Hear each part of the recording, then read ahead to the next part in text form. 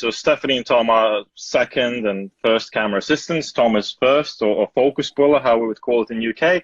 Stephanie is a clapper loader or second DC, is usually called in American ways. Stephanie has about 10 years, if I'm correct. If Stephanie is here, you can sort of write your name below just so everyone knows which one of the commentators is you. And Stephanie has been in the camera department for over 10 years, I think, if I kind of am correct.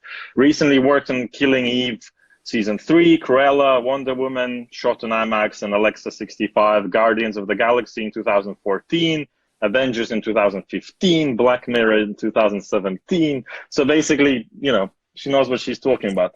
But for now, for now, yes, here she is, Stephanie Kennedy, just there. For now, we have Thom, who has 12 years of experience and works on no big films. So come on, don't say that. So Thom mainly these days, especially, works on short form, meaning it's commercials, basically, as well as obviously had experience on all sorts of features and dramas. I had a chat quickly with him before this call. Last year, Thom has worked on 75 projects. So that's 75 commercials and other bits and pieces. So he also knows what he's talking about. So today we're going to sort of talk about that department and the relationships, and is it hard, is it not hard, what it's like to be a girl in the department. We'll chat to Stephanie and from Thom's perspective and Thom's history of how we all started. So Thom, I want to start with a sort of a bit of a cold opening. Can you tell me, I guess that was, what, maybe 8-9 years ago, you sort of almost left the industry, if I remember correctly. You were sort of struggling to make it in. Can you comment on that a little bit? Yeah, I think that was about uni time, last year of uni maybe, or when we were just about leaving, graduating uni, we finished. And the first year and a half maybe were quite tough. I remember, because you and me, we started working second year of uni, I think, together. Yes. Yeah. I would load for you, and then we kind of split up, went our separate ways.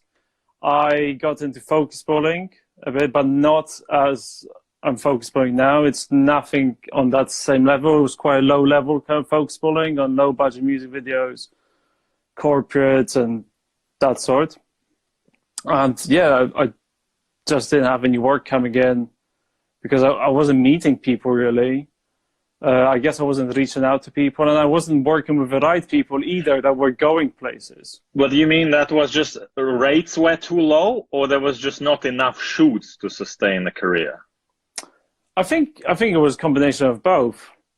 But it was, I wouldn't say that it was only an external thing. It was also me, obviously, not, I don't know, maybe being proactive enough or not being confident enough in actually talking to people, or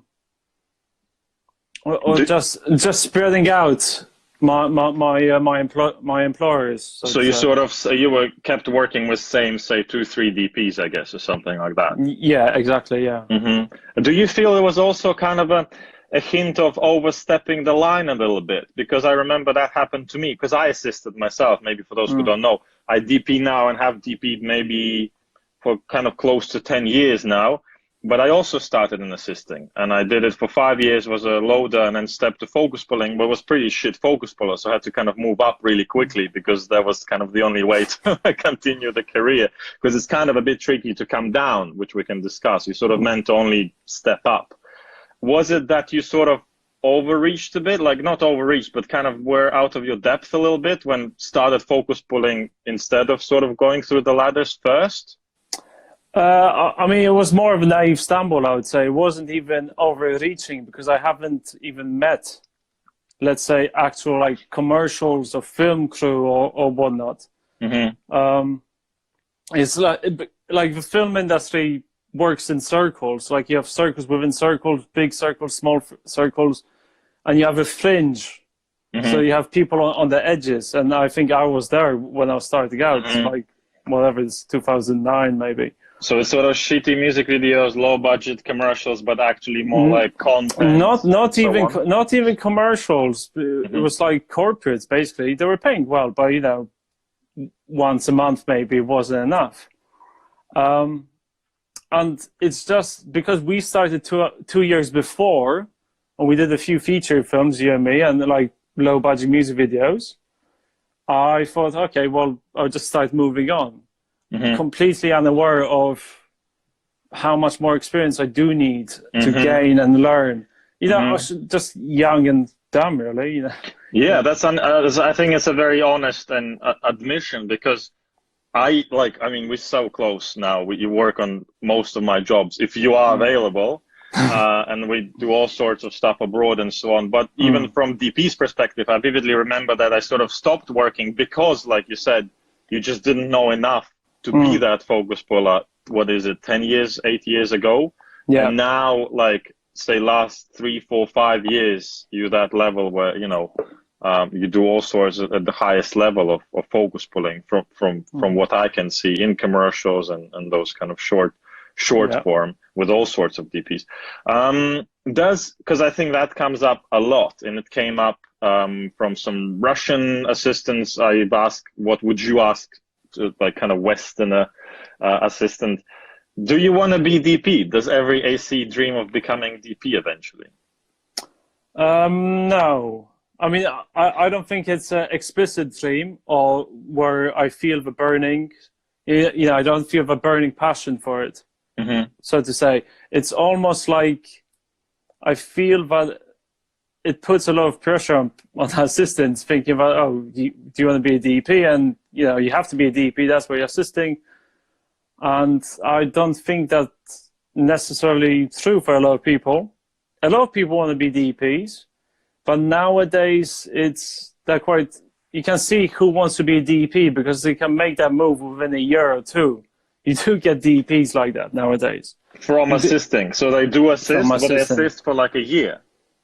For a year or two, 3, maybe 4 years. But in any case, it's not enough. Yeah. It's not enough because all that they want is cover the basics, so they understand the language, so they understand the equipment. I mean, you can see it in the lighting department as well. You can see it with sparks. Some sparks would be sparks for 4 or 5 years, and then they go to DPing. But they always wanted to DP. Myself, I don't really feel the need to go DPing. I would maybe somewhere there's a wanting to do it, but it's almost like wanting to go skydiving. You know, it's like if you want to do it, you're going to do it, and not keep putting it away. I mean, I want to go skydiving, but for the past 10 years, never done it, you know? Just make sure you have a parachute. Yeah.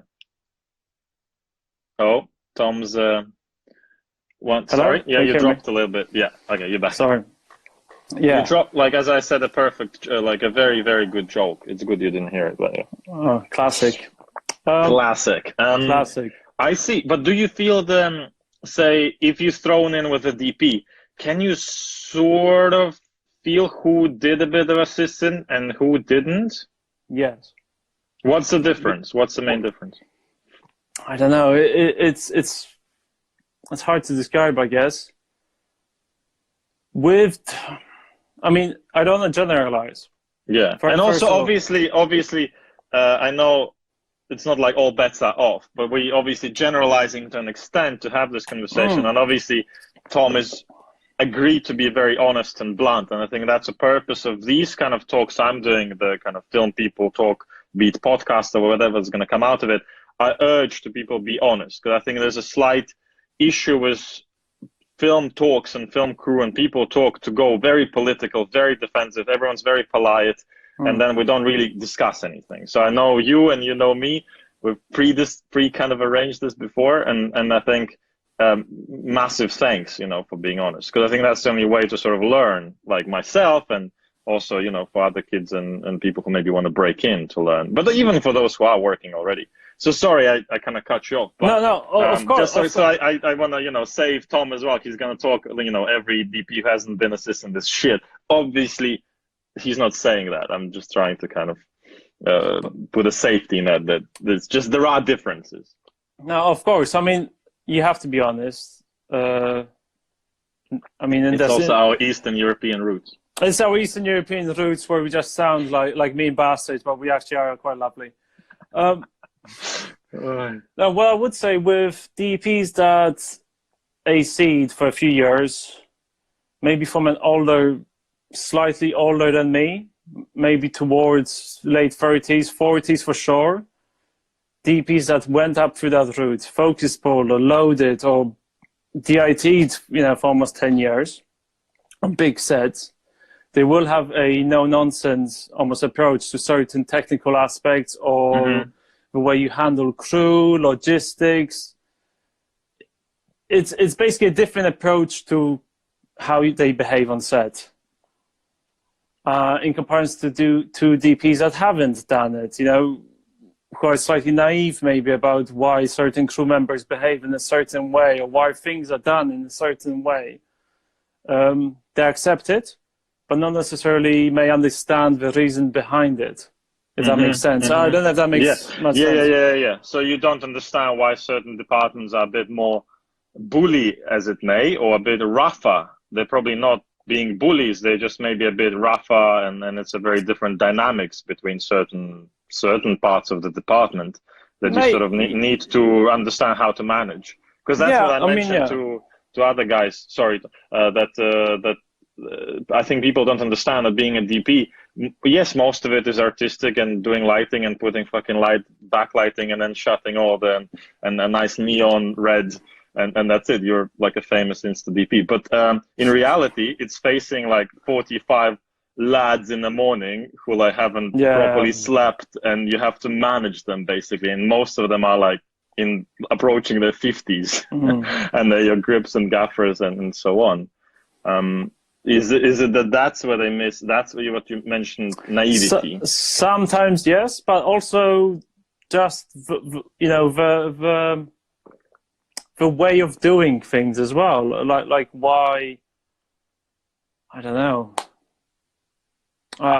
I can't think of a reason, but like some behavior of a loader. Why does a loader do things in a certain way? Why a trainee steps on set when a loader goes, steps off set? So not understanding the consequences and kind of links between certain actions happening in front of them, basically. Yes, maybe it's not a conscious thing. Maybe they're not consciously thinking about it, but you can feel it from a person that has a seat or worked even in the lighting department for years beforehand, but they just know they were on set and how to talk to people.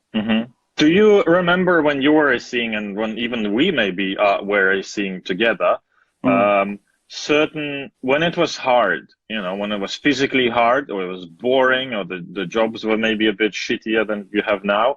What kept you going? Like, where do you find that interest to keep doing what we were doing?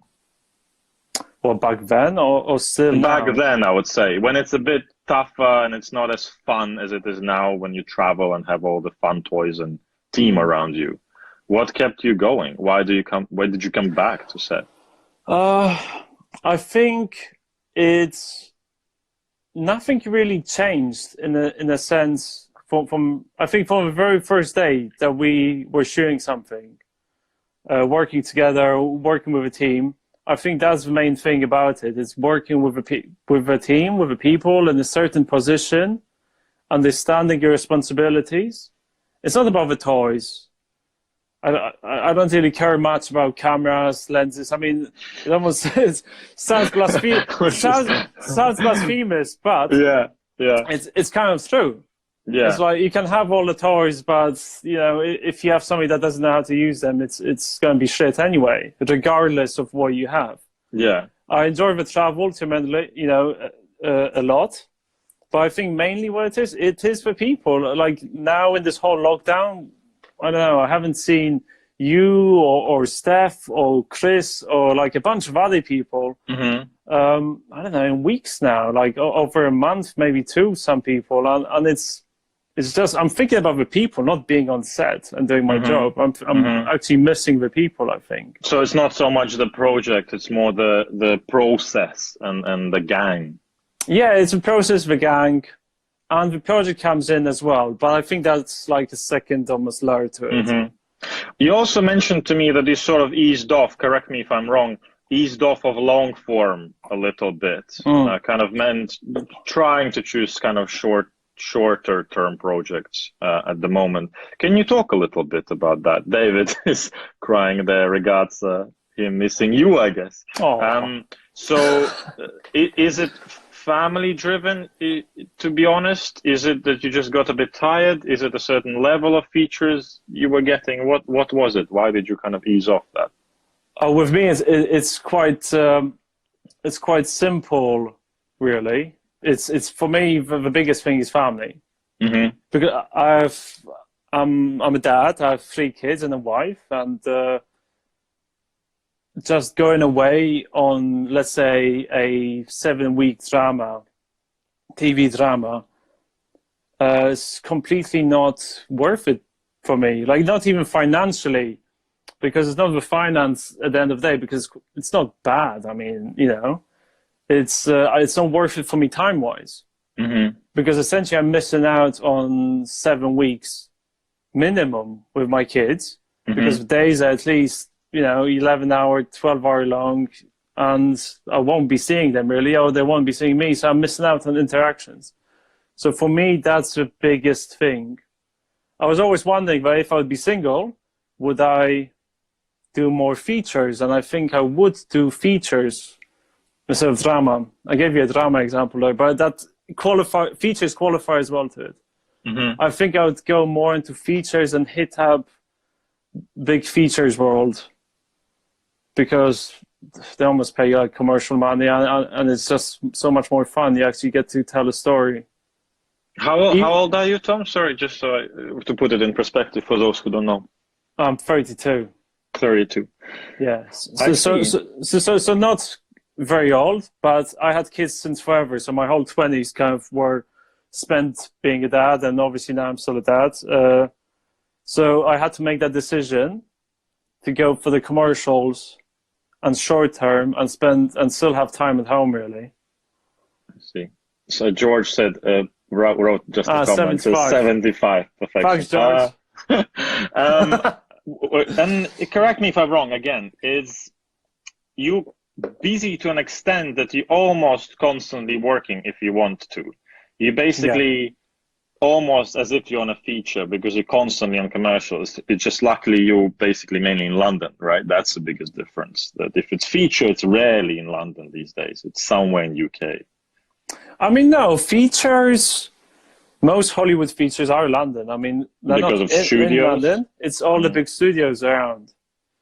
But you have no control of the days, right? That's the biggest issue. You would work 5-6 days a week, and that's exactly. Yeah, you sign up to it, and as a focus puller, being a focus puller on features is awesome. I think I would love to do it, because it is a level up, or a few levels up, from being a focus puller on commercials, even on big commercials, because you have so much more responsibility. I'm sure Steph will tell you about this as well. As a loader, you have so much more responsibility, so much more to do, but it just takes over your whole world.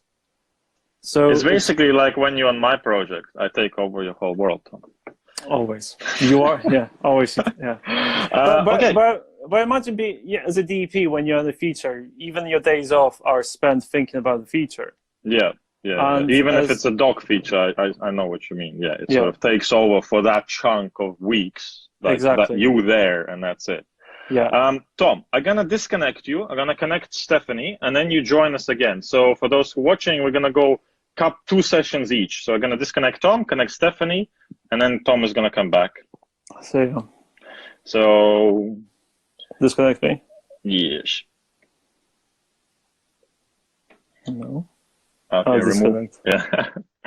So Steph, if you put the request in, I should be able to add you, because I think that's a good timing to do it, because Steph, she will correct me, but she mainly works in features these days, and like I said, it's pretty high up in terms of what kind of features she's doing.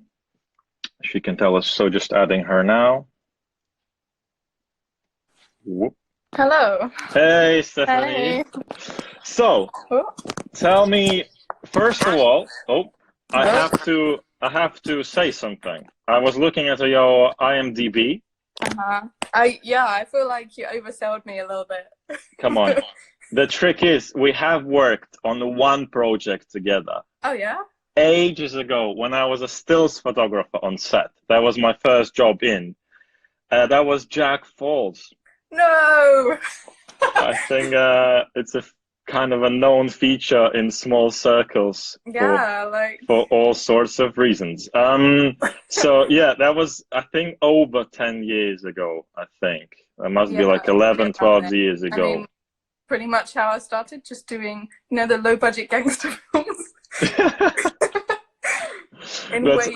I think it's a certain UK vibe to do amongst crews. We all start in low budget gangster films. Well, maybe those two terms shouldn't go together, firearms and stunts and low budget.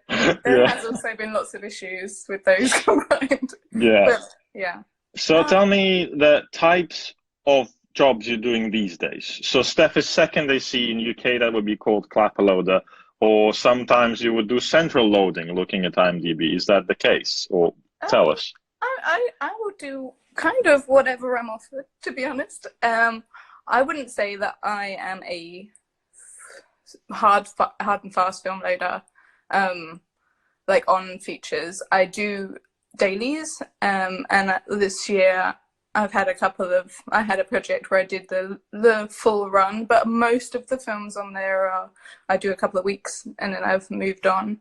And just maybe let's explain for those who maybe not as deep in the industry yet. Dailies is when you come on set for certain days, or sometimes a bit over a week, or you're on bigger long projects. If they're away or if they need extra cameras, then you come in and do those sort of things.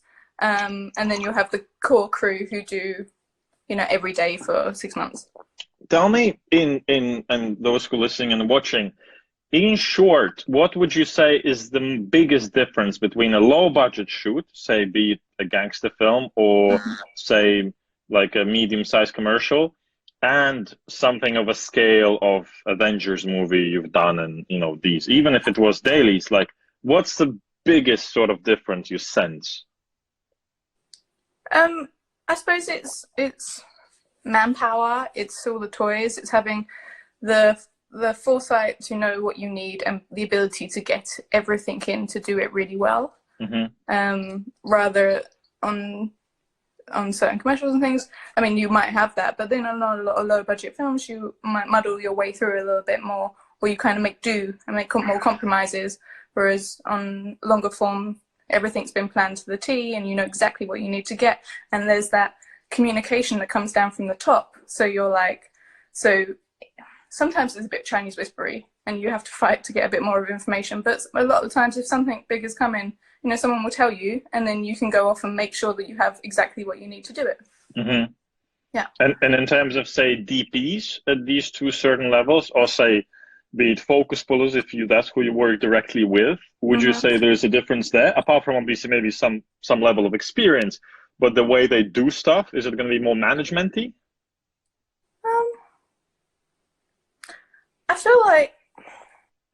I think what they do isn't that different. Obviously, every focus puller is different regardless of what type of job you're doing. Like, some work on monitors, some work without, some lead loads of marks, but I wouldn't say that that's dependent on type of project. I think that's type of person. In terms of the role, sometimes, like if you're a good AC on a longer form job, your focus puller should just be coming in, pulling focus and doing a bit of the oversight, but you should be on top of things. And on commercials, a lot of the time, as a loader, I don't know anything until I get the call sheet the night before. So I come in and I do the job on the fly, and I'm with the information I'm given on the day. And so the balance is a bit different.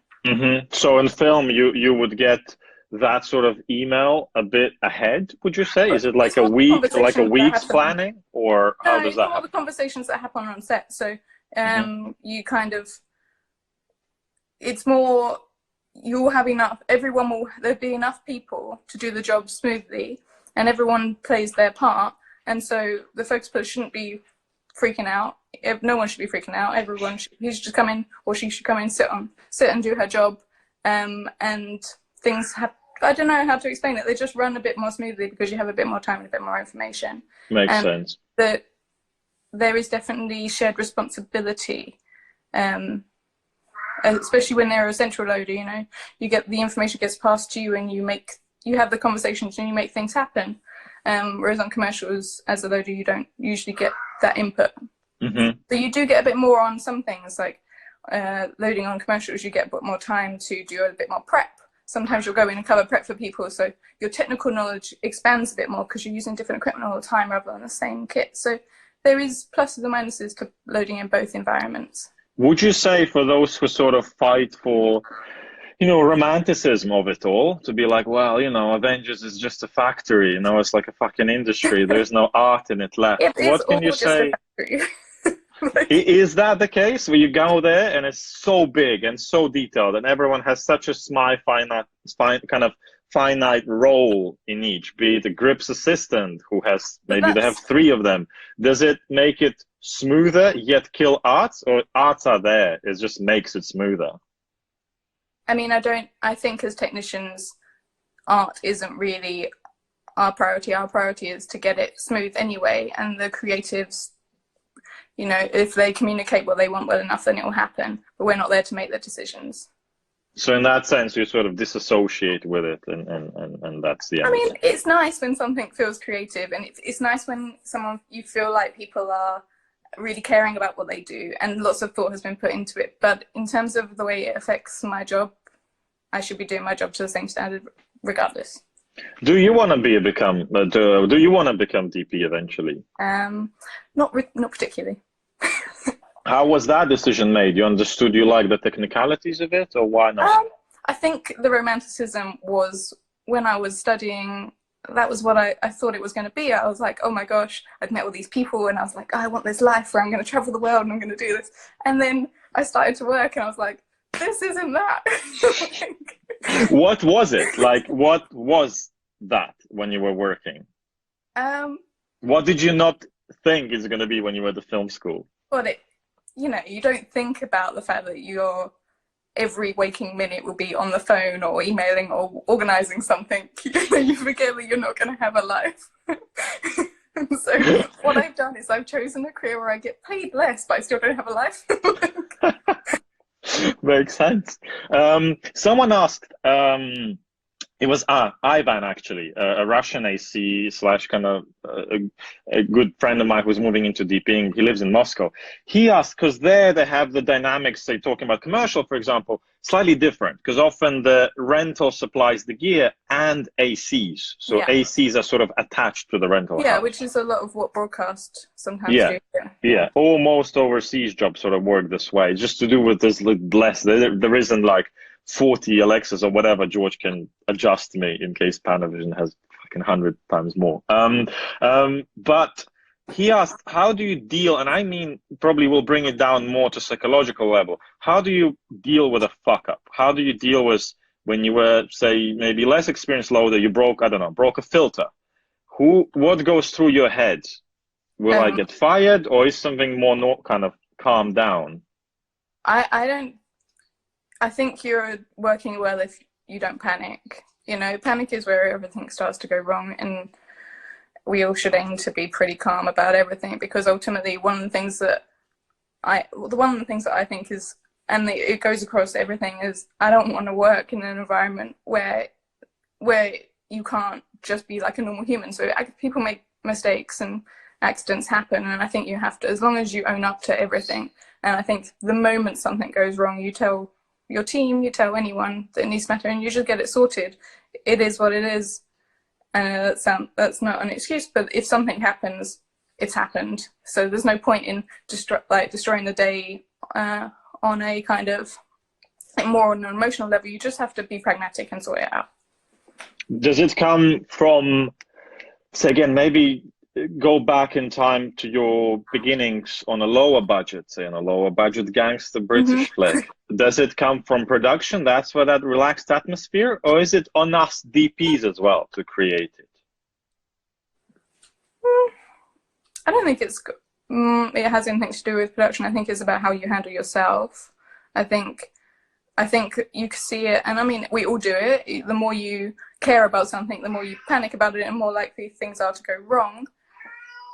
I just need to put something out. 1 second. Yeah, of course. Realities of life.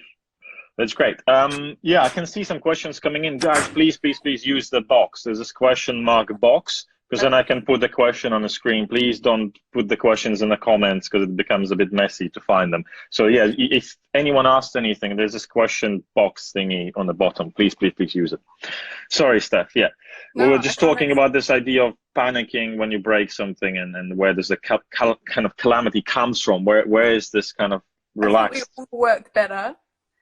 And this is going to sound odd, but the less you can care, the better you are at your job. So the more people kind of worry about how they're being perceived and how they're coming across, and everything becomes a bit tighter, and things go wrong a bit more. And then when it does go wrong, it's the end of the world. And what everyone needs to do is just step back and be like, all right, just breathe. We're all human. Things go wrong, and we just work our way around it. You know. Have you had situations where, because the situation is the kind of the atmosphere is so stressful on the set, production led maybe, or be it the director's ego, or be it DP's ego, that the bullying kicks in, everything tenses up? How does one deal with that? How do you survive the day through that, and then days and days? As a team, if you can all love each other, that helps. I did a job last year where, from the top down, it wasn't the nicest environment. And I think the only way we got through it was, like, as a camera team, we were awesome. And just, lots of hugs, lots of being like, it's okay. It's not just you, it's everyone. I think that's the key. Yeah, it's not you, it's everyone. And George is saying, and Josie's saying, so true, not worth losing sleep over. And George is saying, it's not the end of the world, we're not saving lives. And I think that's something. Yeah. And lots of people always say that, and it's very true. And I'm not saying that you shouldn't care about the job that you're doing, because we should all work to a very high standard, and that's what will keep you working and keep you working well. But at the same time, it can't be too precious, because you will lose your mind. Yeah.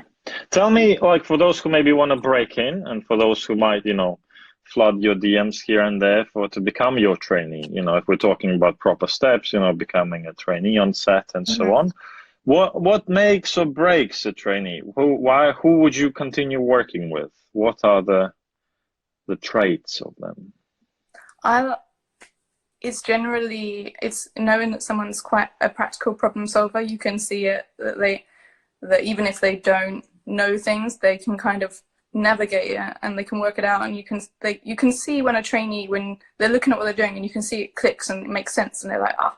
And then you can also see when green trainees who probably just need a bit more help, and you can give that on certain jobs and you can't give that on other jobs.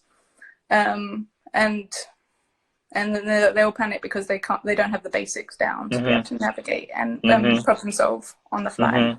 And what we're doing, we're not saving lives, but what we do is all about problem solving. What's the floor? Because I'm trying to, there's always this discussion. Sorry if I'm being a bit long-winded with words. It's a bit. I blame the hot room. But I get messages, let's say I'm not even that big on Insta or that big as a DP, but I still get a good, once a week I get a message from someone, oh, can I be your trainee, or can I shadow you? And obviously I politely say, yes, I'll forward you to my camera team who chooses trainee. I don't choose trainees, because I don't feel that's the atmosphere. It's up to second, or maybe up to focus puller to kind of put that together, because they will know the dynamics more. I might see trainee now and then throughout the day, but not really that much. Not as much as you do or Tom would do. Yeah. What's the floor? What's the barrier of entry they should know? Is it nothing? It's fine to know nothing? Or is there something they should be reading or watching? Where do they start? I mean, it's a tough one, because I've worked with people who've had loads of experience, and then I've been on TV dramas which were long and hard, and we've been given trainees from production who've never stepped onto set before. And I mean, you can make something out of anyone. You just people have to be able to follow instruction really well, not take everything to heart. And if they can do that, then they can usually get through the first 2 weeks. And then once they get through the first 2 weeks, they can usually start to, you know, support themselves and support us in the way that's needed. I don't think there's any level of experience that's required. It is helpful that people have a grounding. It's really helpful. You can tell the difference when someone's been a runner. You know, I was a runner for a while and I worked in other departments, and just being able to know where to stand on set is a massive bonus. That's so true. That's so true. Yeah, so if you know where to stand on set, dear people messaging us and Steph and Tom, then you're good. You're good to start. If you don't, maybe it's worth getting a bit more running experience before going into training. Especially now, I think everyone used to be a runner, and then you'd start working your way up and you find a department you want to go to. But now we have, you know, and for their benefit, we have a lot more trainee schemes and things where people might not have any experience, and that puts them at a little bit of a disadvantage. True. Because they don't know. And they don't know that they're wrong, probably. They stand next to camera, not realizing they shouldn't be next to camera. And also not even knowing who all the other departments are and how they work together. I think before you become a camera trainee, that's really useful, you know. Awesome. Josie's saying there's also 2 great camera assistant books, I guess, to start with, at least terminology. Anyone can read, just Google. Great. I have to, I want to venture into the theme of females in camera department, but I want to do a little preface to that. And it is that this year I've been to Camera Mage, and I went to Eliminatrix, I think, organized kind of like a little cafe sessions daily talking about female DPs and their work and so on. And there was tons and tons of great DPs there. And I went to one, and I thought amazingly, for like a 2-hour session, no one ever mentioned we're sitting at an all-female panel discussing female DPs. I thought that was the win. I thought that was the point when I was like, finally, like we're not discussing this is a minority DP, this is black DP, this is lady DP. It doesn't matter. It's just great DPs sitting there sharing their craft. Unfortunately, though, when I go to other countries, and when I went to Russia, say a couple years ago, a year ago, I shot something like a live event there with multi-cameras, there was still a big clash of guys in the department against female operator, for example, or female DP who kind of helped me with operating on that. In that case, I had to sit them down and be like, no, she is going to be on A cam. You are surprised, but she's the best out of operators I was given, and that's why she's going to. You had some resistance. Yes, there was resistance. At the moment I left, after I've said, someone called me like, can you come down? There's a bit of an issue. And I come back and there's another dude on A cam, and the lady I brought in, she's on like a C cam, and I'm like, what the I told you the list. And he was like, yeah, but he's a better operator. I was like, no, he's not. Like, I checked all the reels, and she's this, and that's the end of discussion. You know, we can. And then by the end of it, they were making selfies with her, which is another question. Is it like a fucking monkey? I think a lot of that has to do with egos as well, though, doesn't it? Because that also happens. That sort of before you even give someone a chance to get to know them, that happens with guys in different, say, film guys and commercial guys, and people thinking that they're better than each other, you know. And there's this protectionism that comes in our jobs where people won't let people in that they don't know, and the female is just an additional point on that, you know, that argument or that issue. Do you think it's fundamentally a lack of sort of human empathy, not understanding that there is obviously some difference because we're different people, but like I'm different to Tom, you're different to me, and so on. But it's always this idea that, oh, they're sort of like different, you know, the black DP is different or female DP is different, and the norm is this white male DP, which is kind of there's like an element of tribalism in the whole industry. You know, you people protect who they know, and they keep the jobs because their mates are going to get them the jobs, and that is one of the issues that it's indicative of the way that we employ people. You started what, about a bit over 10 years ago, right? So a bit over, I guess. But as a runner in the art department, and then I studied, and then I came out and I tried to. Do you see that it got better? Yeah, especially the girl issue. Like, I don't remember. There's been very few occasions where it's been said to my face, negatively, and not at all in the last 6 or so years, maybe. At the beginning, there was a bit of, not with necessarily with the people that I was working with, when I did the terrible gangster films. So those people, you know, they embraced me, and I was their trainee, and it was great. But sometimes when you go in and do some dailies, there's always a bit of resistance. But that still, you mean, no, 6 years ago? No, before when I started. But I feel like, and there was also very few women that I was even aware of as camera assistants. You know, I could probably count on one hand when I was starting out all the women.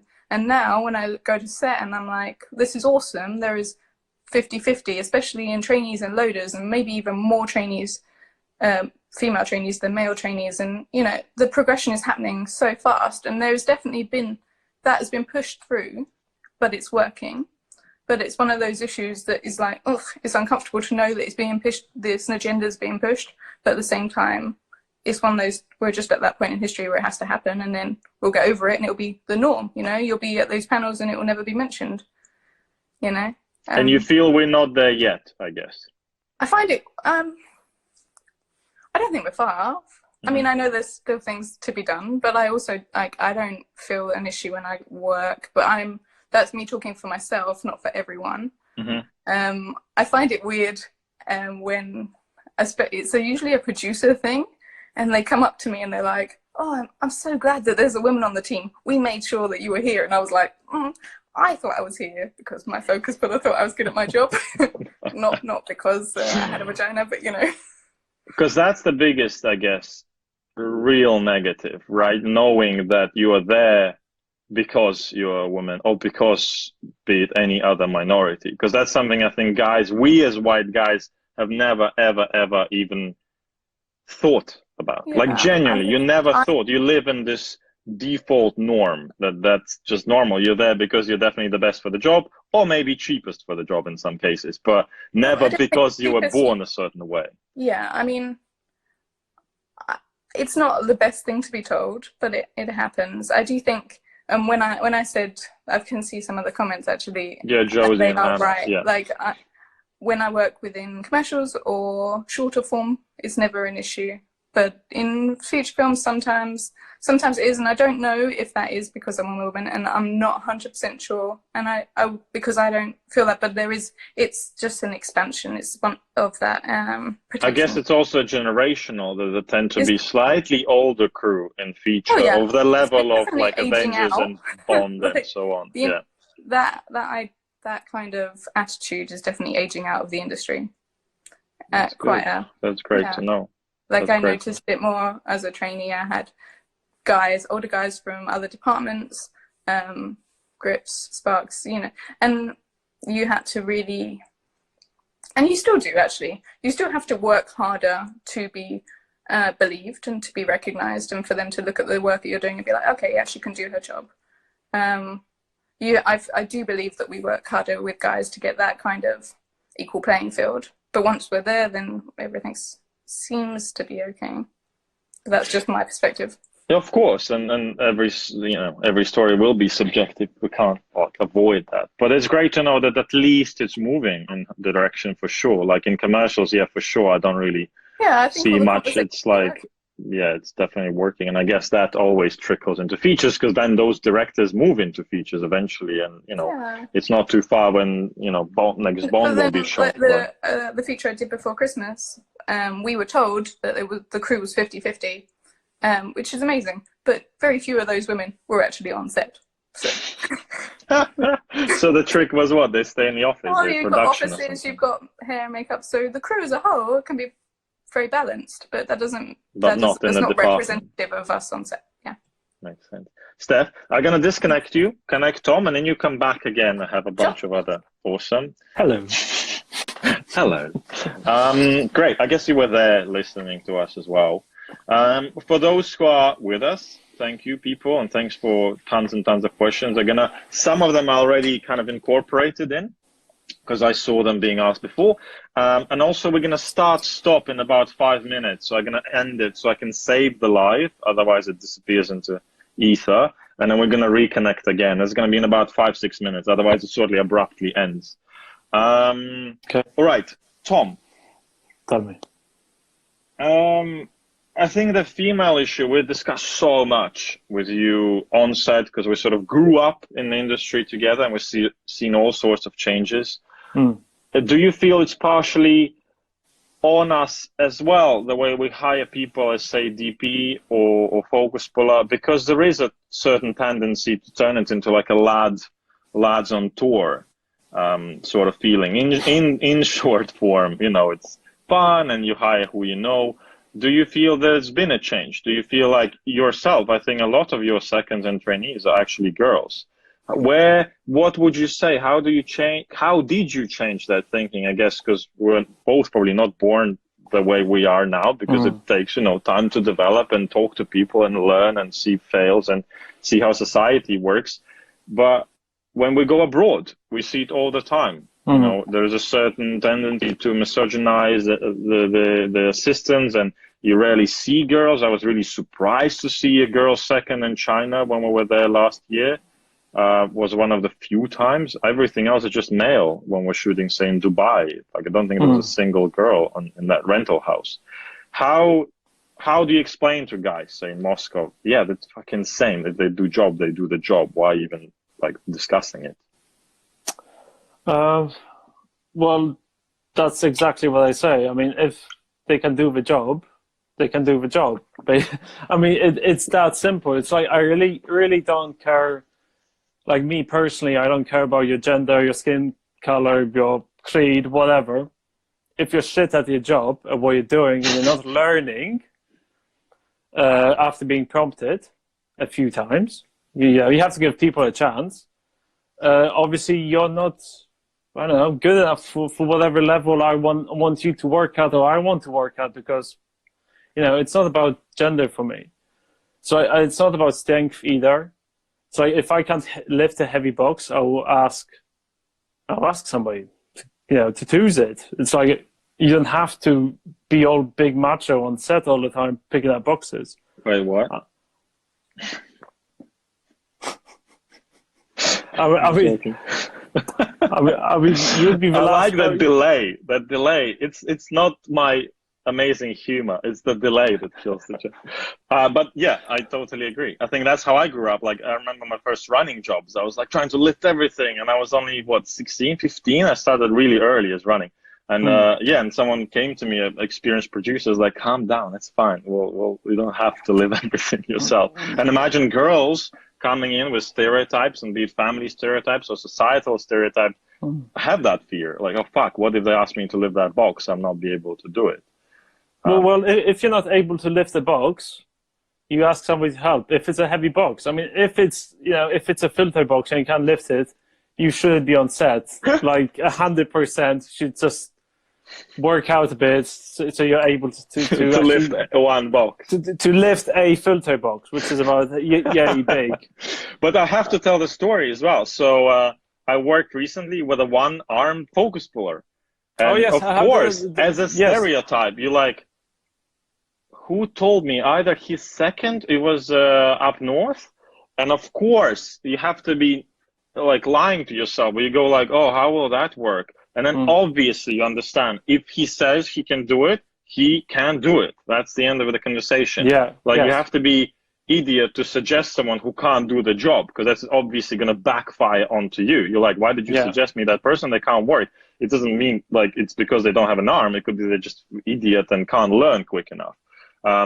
So I think that trust is there. Like, if there's enough of a CV, if someone who you trust suggested, that's it. That's where your questioning sort of stops. And it was totally fine. Yeah, because obviously we discussed, I'll be intrigued to see how it works. Yes, it's fine. Yes. They have a certain relationship with a second, how they lift the camera and click it off, and he was totally fine doing. Yeah, exactly. They were all fine doing it, and all the jobs were done. There was no issue. Actually, talking about, say, numbers of the weights of boxes, would you say for someone who maybe is going to gym and is going to become a trainee, what's kind of an average in kilos maybe is you should be lifting on your own? Is it like 10 kilos is like a minimum, you would say? If you go below, it is a bit strange that you can't lift a box of that? Well, we can't lift 10 kilos, so I don't understand. What's the minimum you would say a person has to lift when before you start questioning, like, maybe you shouldn't be in the camera department? I mean, it's hard to say, man, because like if there's a big guy that's a head taller than me and twice as wide, his minimum will be bigger than my minimum. No. But if you want to get into the camera department, I mean, where does because there is obviously a threshold. You can't be not lifting anything, because then how you have to help physically, right? It's a physical job. I think if you can lift a camera, a fully built camera with lenses and all the toys on it, which I don't know, nowadays with a Mini it weighs maximum maybe 12 kilo depending on the lens. Okay, 12 maybe kilo. About that. Tom Cotty, I mean, in comments said, if you can't lift the box, become a producer. On this comment, I'm gonna pause this just so I can save it and come back in like a minute. All right, let's continue. What I wanted to ask is, yes, shooting abroad. So we sort of shifted into that discussion. I actually looked at it. So I did 12 countries last year in terms of shoots, and you were with me in 6. So half the productions, which is, I think, quite a good result, I have to say. Not bad. Kind of, we did manage to negotiate that you coming with us. That tends to be the case these days, that they allow one person, and usually sometimes you're given choice who is going to be. Often people choose focus puller just because experiences abroad were sometimes unfortunately not that good with focus pulling, because I think a level of perfection you have to get to on commercials as a focus puller is pretty fucking high. And unfortunately abroad I don't see that level often. And it's not only in sharps, but it's in prep. So like George says, he's the sharpest focus puller in Jamaica. So let's hear from the sharpest focus puller in Jamaica. What is your approach as assistant to overseas job? I call you, I tell you, okay, Tom, you're not gonna fucking believe this. After this and that, we're going to be North Korea, which actually happened. Which we actually did, yeah. Yeah, last year. What goes through your mind? I'm like, great. Great. I need a burner phone. Yeah, exactly. Burner phone, burner number. My wife needs a burner phone. Our girlfriends need burner phones. I think one of my first questions. I mean, in our discussions, one of the first ones is, where's the equipment coming from? So we can start working on the equipment list. As obviously, if it comes from London, it's quite easy. It's easy. Because why is it easy? Like, why is it hard when it's overseas? What's the difference with rentals?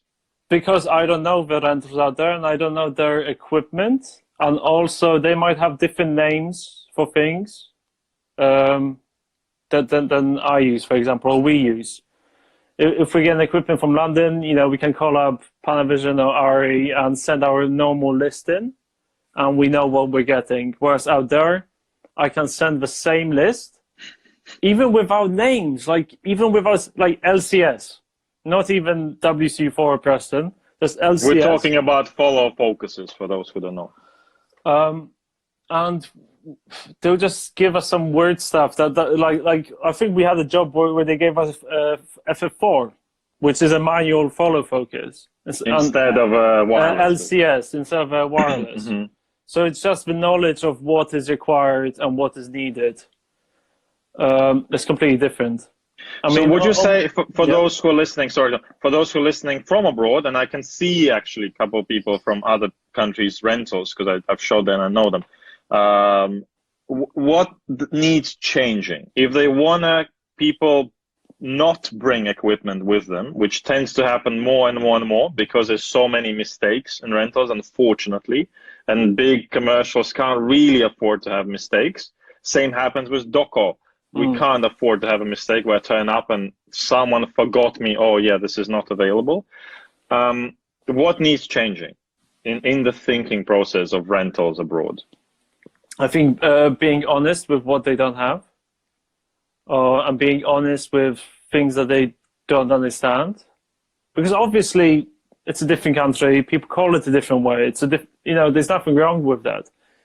But I think there's so much fear about keeping the job, but they might not tell you that they don't have a full set of NDs when you're going out into a desert with an Alexa, with a film camera, which doesn't have internal NDs, which kind of can leave you fucked, you know, in the desert. If you don't have a 2.1 or higher, you might be completely, you know, screwed. And that does happen. I mean, it didn't happen on my job, but it happened on some jobs, or you know, people that we know. Or like batteries, they might not have the right batteries or the right amount, or cards. Or they might not be charged, and you find out on the first day. Or they might not be charged, or they might be labeled as 98s when they're really 190s and are illegal to fly with, as we did. I think it happens. Oh, all right. So it's basically 32 of them. In overall, it's attitude, honesty. So honestly saying we don't have it, and secondly, not being afraid to ask question. Oh, I don't understand. What does that mean on the list? And then third, I guess, is substitute. Someone mentioned downstairs, I saw in the comments, and it's absolutely true. It's so often something gets substitute, and then when I ask, can I have the final like pool sheet? And then I'm like, wait, half of it is not what I have asked. Like literally, usually half of it is not what I've asked. And they're like, yeah, but it's kind of same. And you're like, yeah, but there's probably specifics, so I'm asking for it. So please tell me if you're gonna substitute, not assume, yeah, this monitor is okay.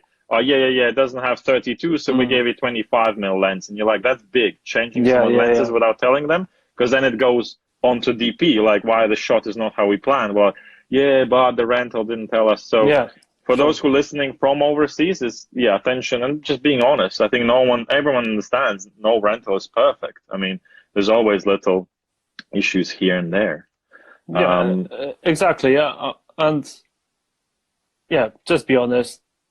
Say what you don't have, because not every country will have a lot of shoots going on. So, but at least by being honest, you can give the DP, the producer, the director, that trio, you can give them a chance to adjust their expectations, because that's the biggest thing. Because you send in your regular list expecting you being able to land and immediately build and go off and shoot with what you know. And you get there and half, as you say, half of the stuff is missing. There's only 2 cards for the camera, or there's like 2 batteries only. And it's a big faff to get more. True. But there's a lot of going on in the comments. Fucking hell, Stefan. When Stefan is here, it just becomes a mess, like his shoot. Classic. So let me just like his camera build. Yeah, let me just hide live video from Stefan DOP, and we can continue this. So he also doesn't know aspect ratios, the classic Steph. I mean, RT music videos. Love you, Steph. Obviously, Stefan Yap is a DP we're referencing, who was my assistant one day when you're not Steph, and then I was his assistant some ages ago as well. So it's like an odd relationship. Anyway, so to continue the overseas. So how do you deal with it in terms of crew? Because often what happens, we fly out, and you're the only sort of person who came in with me from London. So do you train your crew up? Because oftentimes the crew is kind of assembled slightly differently there. The second they see DIT, wireless, fucking monitoring, it all becomes a bit of a mess. Do you then reschool them, or do you go with the flow? I mean, saying a mess, obviously it's a mess for us, not for them. But being a foreign crew coming in, of foreign HODs plus focus puller coming in, it's the way we do things that kind of counts, because that's how we'll get the highest quality, I guess, out of it. And maybe it sounds a bit harsh, but I will retrain the crew. I will break them apart and tell them to do things the way I want them to do, up to a point where it doesn't affect me anymore. Like video, if the IT wants to do video and doesn't affect the rushes in any way, or sending you images or whatever, if he's not doing live grading, I don't give a fuck, he can do that. But if I get a loader or grip and trainee out there, I kind of try to explain the way we work, as in you and me, and then we kind of work along those lines. So we can communicate better, basically. Otherwise, you might ask something, I don't know, from a person that doesn't really know what you're asking about, or why you are asking them. Why would you ask a loader to, I don't know, check the turret deck, or playback, whatever. So they sort of become confused who is doing what, I guess, right? Exactly. So on the first day in prep, I tend to try at least get the whole crew, camera crew in and grip if possible. So we meet all of them, and then basically explain how we'll do things. I wasn't sure why you're getting them locked into a small room before, Tom, but now it makes sense. So talking about the maybe to some extent, this brings me to bullying on set, not from you, Tom, but it just reminded me. This is management and this is bullying. Have you ever been bullied on set? Have you ever had pretty bad experiences where someone kind of tried to push? Maybe when you were beginning your career? Not that I can think of. Have you seen people being bullied on set? Maybe sometimes. But then quite often, like somebody I know would jump in and try to break it up or so. Never really in the camera department. I mean, I never came across it. Not in my team, at least. And I think I'm in such a position where I'm on set almost all the time, so I really don't see anything going on behind me, so to say. Physically and rhetorically. I might not see the bullying going on, the ADs bullying the runners, for example, which happens a lot, I mean, from what I hear. Or art department being bullied by production, which happens a lot as well. But I personally never experienced bullying, no. Great. I mean, not really. Yeah, Dee's asking, have you ever been bullied by a DP? Constantly. No, but what I did experience really, and I wouldn't say that it's bullying. Back in the day, maybe as Steph was saying, like 6-7 years ago, would be maybe slight racism to a degree, or not racism, but maybe I don't know, racism. Maybe it's a strong word. Maybe some sort of discrimination. Because you come from an odd combination, like of being English born but Polish roots, right? Yeah, that's Polish raised, English born, yeah. Fully organic. It's just I have a foreign accent, obviously, and that lends itself to.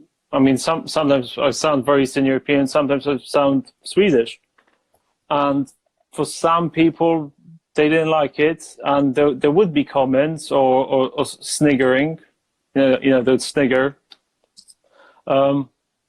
But nothing too serious. No, nothing, causing me some sort of loss of sleep or anything.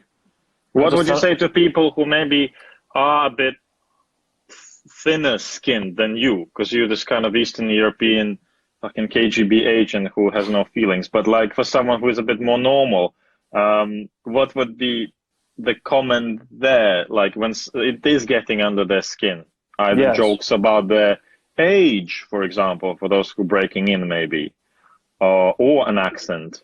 How would you suggest? Is it then up to DP to notice it maybe and sort of cut it out a bit?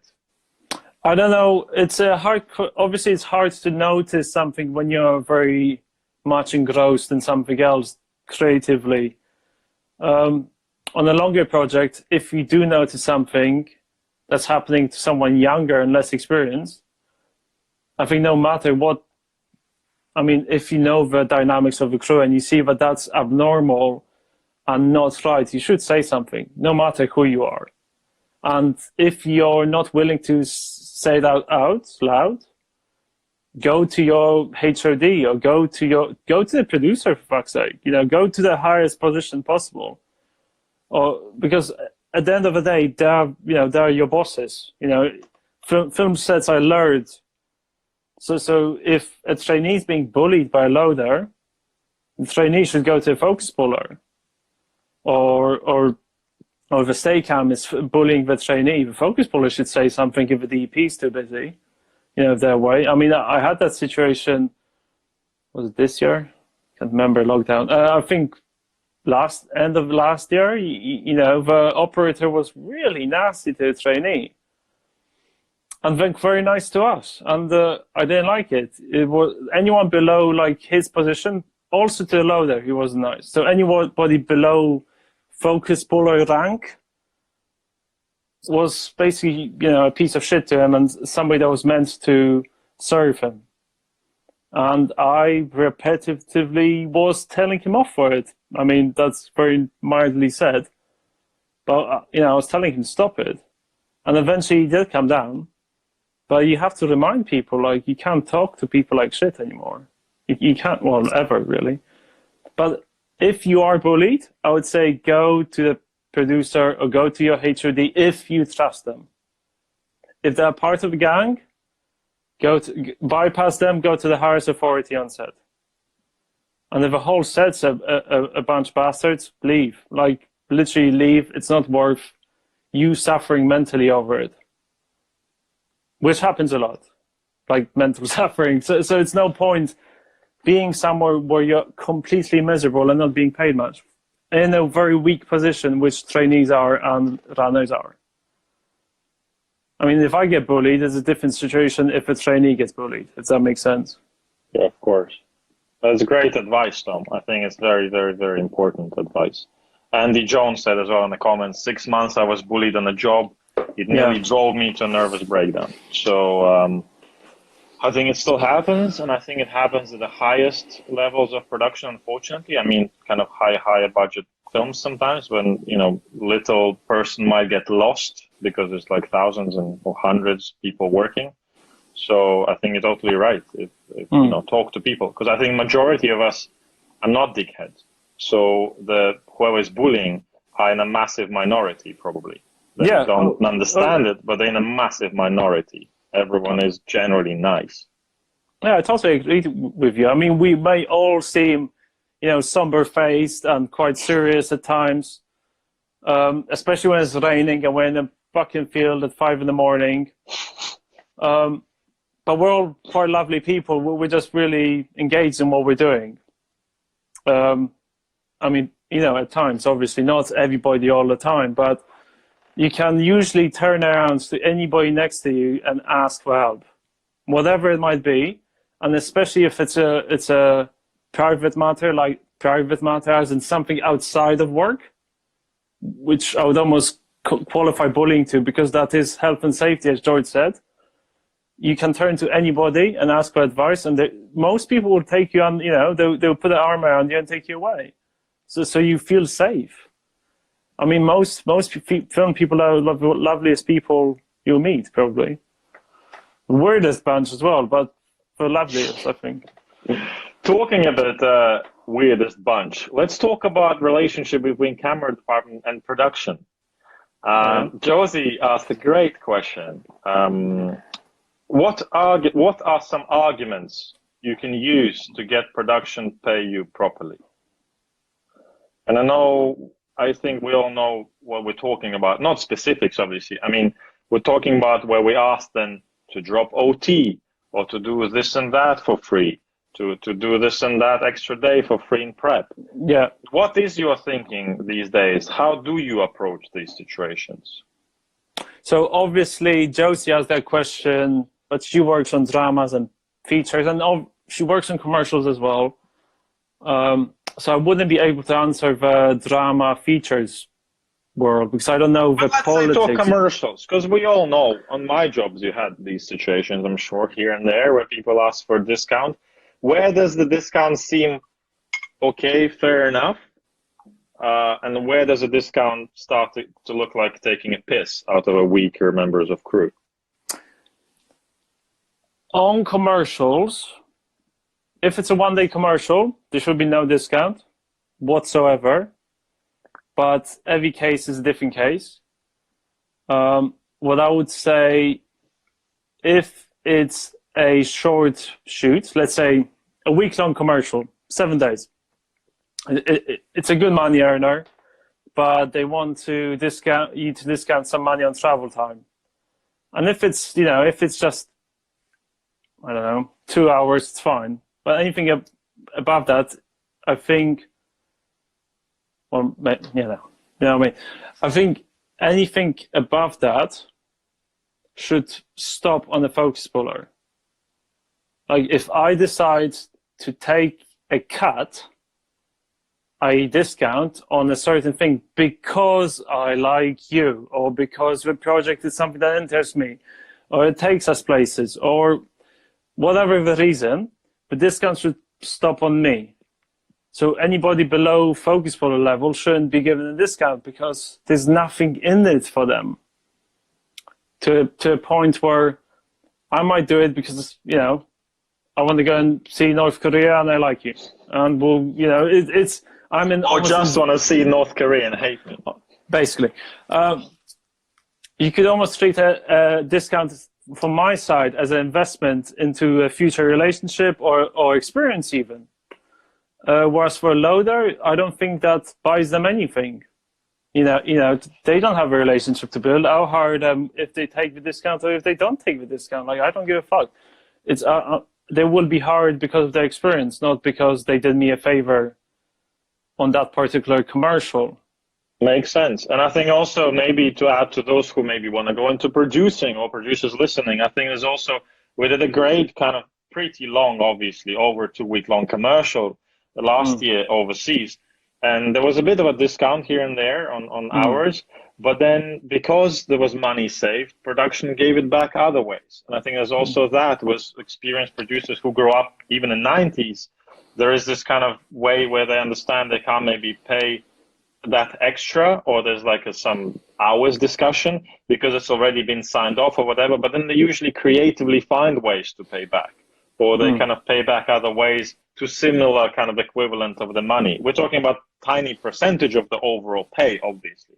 We're not talking like half the money is suddenly paid in meal vouchers, but there's also that, I think, from everyone takes a piss throughout and then asks discussion, people usually get really pissed off and probably will never work for you again. Yeah. I mean, also what I would say is on travel jobs, it's a different dynamic and relationship. The longer the job, the more leeway, I would say, production have on you, because they can, you know, it's a bigger check at the end of the day. And unless they're taking a piss, you know, it's as somebody said, I think Mark said, it's a relationship business, and it is all about relationships with people. You can't just say no and that's it. You know, end of discussion. You have to be able to negotiate your rate and yeah. What's up with the sound? Sorry, my bad. It's just I'm trying to swap AirPods basically, because AirPods die after a certain time. So I have literally two sets kind of pre-built. Being real pro, you know, no one even noticed. Anyway, let's move on. DP money, yeah, DP money. I'm reinvesting. Indeed. Cool. I'm gonna disconnect you. Let's connect back Stephanie. I have a bunch more questions for her. And Tom had a good talk about bullying. And yeah, let me know if you have anything to add. Like, what are your experiences as well? I mean, I have seen and experienced it a lot, especially as a trainee, and especially watching the way that people work with trainees. And it definitely took its toll on me at the beginning. But I have like how I like to work, and it's just something that I try to abide to, is that just don't be an asshole and don't work with assholes. Like, and it makes your job so much better because they, you know, people do bully people, and, you know, everything becomes very personal, and there has been some horrible things that I've kind of witnessed. But I just think if you can kind of get through those days, and then when you come out of it, I know it's hard when you're beginning, and it's hard to kind of feel that you have to do every job that you're offered because it's the only thing you're being offered and you haven't. But if someone's not very nice, don't work with them. It's just not worth it. How do you, when you mentioned that you've seen it and you witnessed it and had it yourself, where do you think the failure of the system happens? Is it, again, going back to DPs, or is it going back to production or even higher up? How does it happen? Well, I think it's people losing their lack of humanity in the way that they treat people. People think egos get involved, hierarchies involved, and sometimes people think that that's the best way to teach people is to treat them like shit and put them in their place. And it's all to do with how they were probably taught how to teach and how to do their job, and it's systemic, and so you just have to kind of try and stop that. There's also a question from Ivan from Moscow. I saw just up there. Guys, please do use that box. I saw a couple more questions, but I managed to read Ivan's quickly. He asks, how do you deal with situations where you can see women being picked up on set? He says, I see it a lot in lower budget and music videos back in Moscow. Do you feel it's kind of calmer now in UK, or is it still a bit of a, some people use the call sheet as Tinder, basically? That's a joke. It's not something I have huge experience of. I think if you want to operate like that, that's your choice. It's how you choose to do your business, but also you should have some personal kind of guidelines that you want to stick to. I have had male trainees who have not fucking done their job, just going off and chatting to girls, and then I have to put them in their place. So, and you'd be like, you're here to work, not to do that. But do you feel you must not lose it as a management sort of talk? You must not lose it somewhere at the very beginning in the mornings, because when you kind of not tell them off once, that's it, you sort of lose them. Do you feel there is some truth in that you have to sort of catch the first instance of the picking up girls and not doing your stuff properly, and then kind of... No, I kind of feel like if it becomes an issue and it affects you doing your job, then it's just, I mean, it's not even just about that issue, it's about all issues with training anyone, you know. If it gets in the way, then you should discuss it, you know. And I mean, you don't have to, I feel like generally a conversation works, you know, and being like, I noticed this and that's not really the way that we do it, or it's not the way that I want it to be done. Can we do it differently? And then if it doesn't change, then it's kind of, and it affects the production and everyone can see it, then it's worth going a bit more hard. But most of the time having a... Have you ever fired anyone or been fired? I haven't fired anyone. I think I've nearly been fired on one occasion. I was told that I wasn't loyal enough to the production, to which I went to production. I was like, I don't think you've got a leg to stand on legally. And I didn't leave. But what did they mean about that situation? So it was on a TV drama a long time ago, and the DP, everyone was leaving, everyone. And I was the only person on dailies, not on a contract. And I'd done 13 weeks on dailies.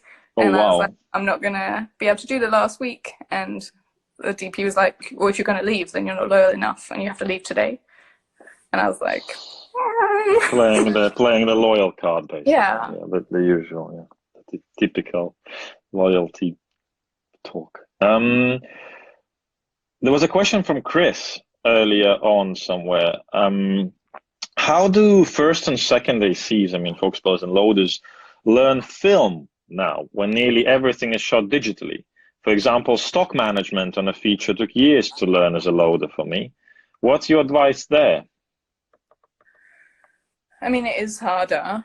I was lucky that I learned film at uni, and so I kind of had the physicality of it, how to deal with it. When I came out, it was already in the bag. In terms of stock management, that has been a bit of a baptism of fire whenever I've taken on a long job, especially, I mean, even still now, because it's so long in between films. So before the lockdown, I was in Belfast about to start a 5-month job on film.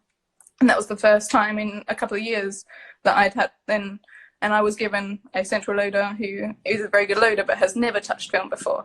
And I was like, ooh. Oh, wow. And then, so the idea was that I was going to be teaching them as we were going. And I was just like, oh, wow. Well, I'm the fall guy here because the only thing that this can only go wrong. And one, as long as you understand the process and why things are being done, you can kind of implement something yourself, but run it past other loaders who've more experience or have done it more regularly. Cross-check what you've built. Like I've got like an online system where I can, you know, it's a spreadsheet that works it out for me, and I input data in and I check that with other people and be like, okay, I'm not missing something. And I think it's just one of those instances you call on the people around you. You know, you build those relationships, people that you, over years, where you're like, yeah, I feel like I can go to this person, and you just support each other, and that's what we've been doing. Great. But people, you know, it's not rocket science. Anyone can load film if they've got quite a, you know, a image. Yeah, the stuff in the head. Yeah, if you understand why, then you can do it. It's not a dark art. You just have to be pragmatic. Great. Steph, I have a question from Ludo, and it's actually something maybe Tom can kind of type up an answer as well, or vocalize, because I think it relates to both of you, actually. And I want you to put your features, but also commercials hat for this one, because I think it's slightly different, Steph. I'm going to read it out, because I think it's greatly worded.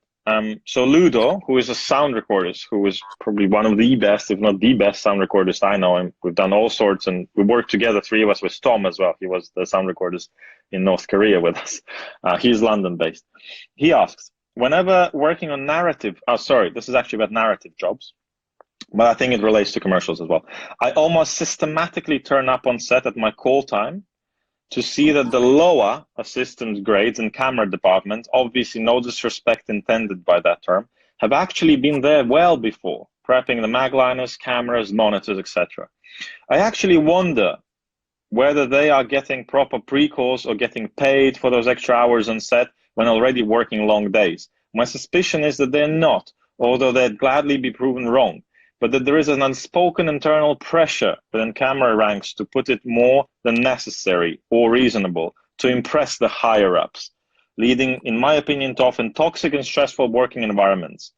As an observer of the camera department, I often find its practices quite cutthroat, when surely you should all be supporting one another. Probably a little side note, the Ludo works in a slightly different kind of type of features than maybe you, but maybe from your experience, because that was surprising question almost to me. It's like, of course they're paid. Like there's the overtime and pre-call. So I want to hear about that. I mean, it's a huge issue right now. And actually we had a couple of hours talk about it during the camera branch meeting a couple of weeks ago. That's a union for those who maybe not in UK. That's a union meeting about that. And it's trying to pin down what is expected and what we should be doing, because at the moment, shooting hours are growing. You know, you can be doing 11 hours, 12 hours, and then you find that you're expected to give an hour at the end and an hour to wrap up, and then you're getting there half hour early and starting for free, and you're giving them an hour and a half for free every day, potentially over a course of a week. You know, that's like a full day for free. It's a massive problem. Sometimes I think the way that it's a hard one, because everybody has their own rules that they try and stick to. And sometimes I go on to jobs and dramas where, you know, the focus pullers there opening the truck an hour before. And that's quite rare, but it has happened. But then other jobs, you walk in and you get there for breakfast and you're like, okay, I'm ready to go. And then everyone's like, no, we don't start until call time. And it seems to be that everyone makes their own kind of their own piece with it within each production, and it depends on how far along you are getting as well. You know, at the beginning people go a bit more crazy, and then as it goes down, people become a bit more like, okay, we just need to sleep here because the travel time, etc., is crazy. Because if you're doing an hour at the front, an hour at the end, and then you're traveling for an hour each way, sometimes, you know, everyone's only getting like 6 hours sleep, and we're all fucked by the end of the week. Because it was like a shocking question to me, which I guess talks of, you know, maybe I didn't notice, because I work mainly in commercials if we're talking London. Yeah. But abroad it's a bit different. It's always discussed massively how we're measuring it, and it's usually measured hotel to hotel, and there's all of that. But in London, but where does that pressure come from? As in, you have to be an hour before the actual call on a call sheet, and someone makes that decision, and then you have to follow. Well, I think is it mismanagement in timings from DPs, or is it focus puller who might pressure you into doing that? It's expectation that you do a really good job, and you have to be there looking ready to work at call time. And sometimes that works, and sometimes that makes it extremely hard for you. And the thing is, the way that I think it should be run is, if the camera has to be ready in position for call time, that's a pre-call. That's not free work, you know? But if you want to get yourself to the truck 15 minutes before, and get yourself ready, get yourself ready to work, and you start working 5 minutes before call time, and you're unloading the trucks, or then you're doing little bits. But it is a fine line. No one really wants to do an extra hour on the start, and I don't think anyone will do that for free anymore. But this is just generalizations because of. But maybe it's also partially a bit of a surprise to a lot of people on the crew that it happens, because it's probably you as camera crew, so first, second trainee, maybe grip, but also art department might pop in a bit earlier because they need to unload. I think a lot of times that we have a lot more in and outs to do at the start of the day than other departments. You know, we'll generally wrap up all our stuff out to the truck and then have to load back in. We've got, volume-wise, we've got a lot more stuff to move, and I think for us to realise that we're doing it within what time frame needs to be done, sometimes we know that in order, if we're expected to start straight away, be there on set ready to work, it has to happen within the hour before set. Have you tried as a group, have you tried charging for that? You're like, well, it's overtime in the free call. It's in a book, you know, you have a printout of APA. Agreement-wise now, I find it's being spoken about more when you do your deal. And I think a lot of people are trying to get it down to like an expected 15 minutes. Because it's very vague in the agreements, and I know that they're going to be rewritten and people are working on them. But it says time, I can't remember what the actual wording is, but it's basically like time appropriate to your department, rather than saying this is what. Yeah, 15 minutes. Yeah. Wow, makes sense. It needs to be clarified, and then once it's clarified, everyone just needs to fight for it and stick to it and not do it. But that's you're fighting against years, especially when we're talking about like older generations who've just been doing it for free. So, you know, it's one of those things that it will just start when people start doing it and everyone's on the same page together, then it will just start working. It's like, you know, the grips, they all fight together, so they get what they want, and we just need to stick together a bit more. Makes total sense, especially for those listening from abroad. I think that idea of union is a massive thing among, say, certain departments here, even inside the camera lighting. It varies, but it's at least there is something, because a lot of countries have zero of it, and then you're basically kicked out of production's whitelist for raising any questions. I've seen it times and times again. Well, abroad. I think unions, they have a place, and I agree with them, and I think it's a great idea, but some people don't. So I think what is actually more important is communication. So you need a union who is actively trying to reach out to people not in the union, to get everybody on the same page, because otherwise you have the same issue with people undercutting, and that's the sort of attitude that affects even like prequels and things like that. I have a question in regards to working with head DPs. Does it happen? Does it happen often? And what's your advice to maybe younger assistants? How does one deal if DP is a bit? Again, we need to maybe explain what constitutes as an annoying DP. Someone asks, what's your, like, when you work with an annoying DP? Is it someone who changes their mind often? No, I wouldn't say that that's particularly annoying. I might be the wrong grade to talk to about it, because some might be a better call. Certain productions, I can leave the job and have never spoken to the DP. Oh, wow. Or they don't know my name, or likewise, you know, I don't know their name.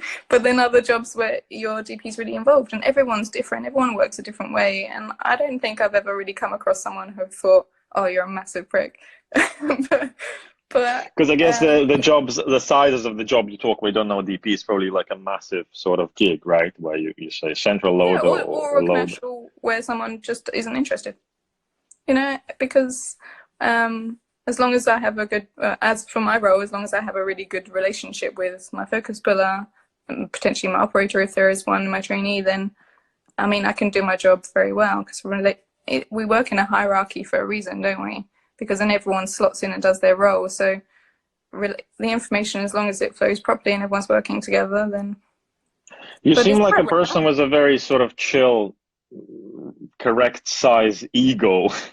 What is it that you like about the job? What is it you enjoy day in, day out going on set? Sometimes I ask myself why. No, I just think that I like the problem solvingness of it. I like the practicality of it. I like the physicality of it. I I like that it's constant, and some people can't deal with that. But when I was like a runner and I was looking at all the departments, I loved the idea of working in camera because they were always up front. It was always, you're always involved and you're always busy, and that does it for me. Sometimes on commercials it's a bit slower, and your brain, you need a bit more engagement. But yeah, that's why I like about my job. I like that it's a manual job as well. I like that you have to like plan and forethink. It's very logical and it fits with my brain. I have the last question from myself. I mean, we'll see if there's any comments in the box. Please do drop them in that question mark box for Thom or Steph. Can a DP make your life easier? And if so, how?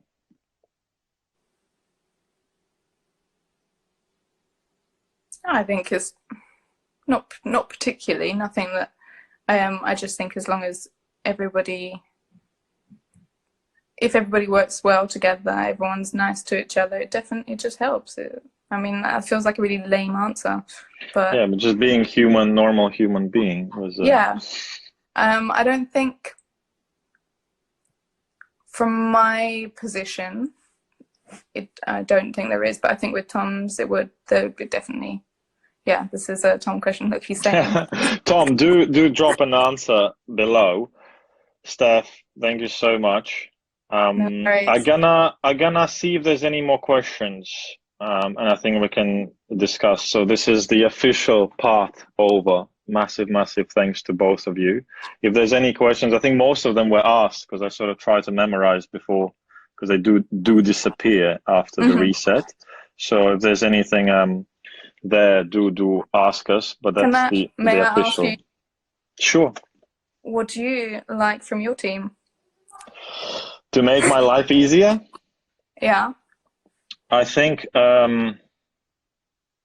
shit, I'm trying to kind of, because I, like, without boasting, but I shoot a lot abroad. So that's a whole another ball game because I have to rework the way structure is different in every country, hence having Thom helps.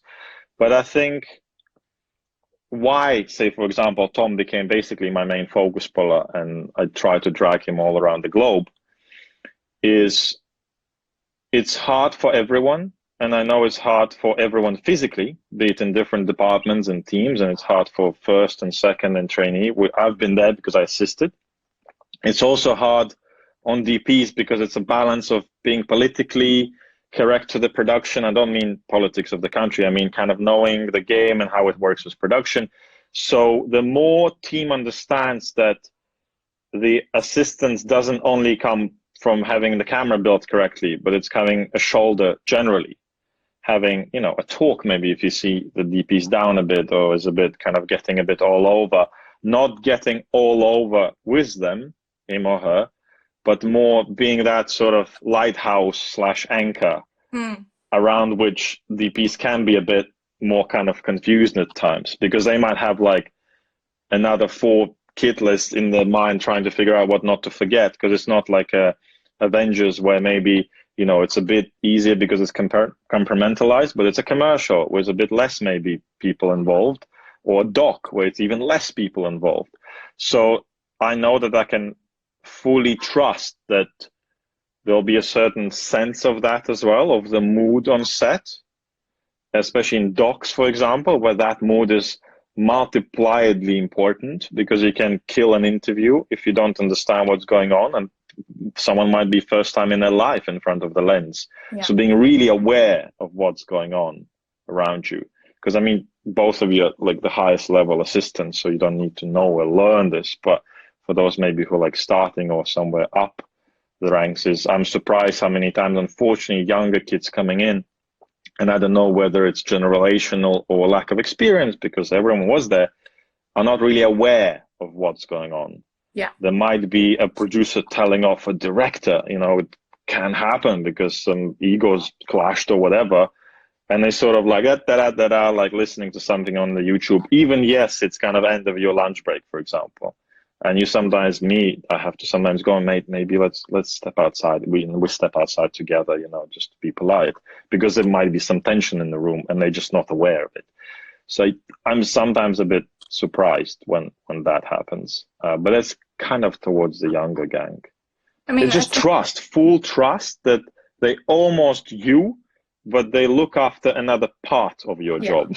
But that is the whole point of us being like a team. That's why it works. That's why the hierarchy works, because, you know, you're there, you can lean on us, like in theory, and everybody has their roles and it works seamlessly. And that's what makes it really well. And you can usually tell a mile off when someone doesn't have an experience in that, you know, and whether you're in a place where you can train them, that would be ideal. But if you're in a harder job where you can't, that's unfortunate. But that is, you know, like, you're like, why do I enjoy my job? And the team is part of it, isn't it? It's one of the biggest parts. That's why massively. when you go on for a long job, Massively everyone becomes like a family. And it is one of the most important things, and the fact that, like, as assistants, that's what we should be facilitating for the team. You know, and if they, I just think, you know, you look after the person above you, and that doesn't just have to be on getting the equipment there on time. That's emotional, physical, you know, looking after someone's well-being, because we're all working really hard, long hours together is the most important thing. And I think also honesty. Like I prefer when Thom tells me this or that, or I can discuss openly the situation, what has happened on set or what's going on with production, this sort of camaraderie. And the lack of, unfortunately, when I go abroad, I often see, because the guys mainly and girls want to be DPs often, because that's another conversation, but because they're underpaid comparatively to DPs in their respective countries. I had these massive arguments with production when I saw the budget and I see how they spread the money. And you're like, your, say, gaffer local is earning, say, 100, and then your Spark is earning 10 times less. So that disparity is so skewed that all the Sparks basically hate their job. They're just wishing one day to be that gaffer earning 10 times more. So in UK, luckily, it's a bit more balanced. So the money goes kind of to the sideline discussion. Everyone earns kind of respectively what they should per day. And then there's a big discussion, how do you calculate it hour-wise? But it's not like 10 times difference, because that's where the shit happens, when they just moan and hate their job. And you have to be a bit more like a psychiatrist about it, to have a chat here and there, because I know they're like underpaid massively, unless I sometimes push when I suddenly discover that there is that, because it's just how it is. So there's an ego issue then kicks in among second AC and trainees sometimes. Because they want to be DPs. They don't really like assisting. Even if they do, they're underpaid so much. They just wish one day to be DP. So then the triangle you were describing, that sort of balance of kind of army-like balance, trickle down of responsibilities, is broken, because they just don't do what they're meant to do. They all dream to do that top job. Yeah, and that's why we need to all just try and fight to work in the fairest environment possible. I have one last question to you, Steph. Actually, from Thom. I can see it here. He says, how does the second AC step up? And do they wanna step up? Most of them want to step up, but not straight away. I think it's all about finding the right time and the right experience, like knowing your experience. Like, it's the same as seeing a green trainee. Everyone can see a mile away when you're not experienced enough. And I think it's knowing that you are so good at trying to be the best at your current job, that you can start thinking about the job above. Because if you're not good enough at your own job. That's amazing. That's amazing to end on. Thanks so much. Thank you, guys. No worries.